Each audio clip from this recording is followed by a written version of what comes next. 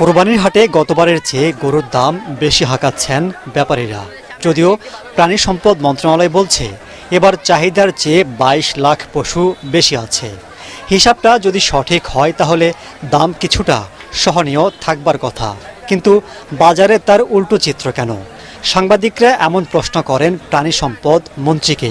বিশেষ কোনো চক্রের কারসাজি আছে কিনা তাও জানতে চাওয়া হয়। তা আমি যে পরিসংখ্যান দিচ্ছি এটা তো আমি কি বলে অসত্য পরিসংখ্যান দিতে পারি না। আমার পরিসংখ্যান সঠিক। এখন বাজার দর কোনটা 1 কোটি হচ্ছে, কোনটা 10 কোটি হচ্ছে, এটা আমার কনসার্ন। যদি এর মধ্যে কোনো কারসাজি উদ্দেশ্য প্রণোদিত হয়ে বাজার দর বৃদ্ধি করে, এই বাজারকে স্বাভাবিক জায়গায় আনবার জন্য যেই ধরনের পদক্ষেপ নেওয়া প্রয়োজন আমরা সেটি আলাপ আলোচনা করে নিশ্চয়ই সে ব্যাপারে ব্যবস্থা নেব। এবার রাজধানীতে কোরবানি হবে প্রায় 25 লাখ পশু। মাহবুব কবির চপল, এটিএন বাংলা, ঢাকা। বৃষ্টিতে নাকাল রাজধানীর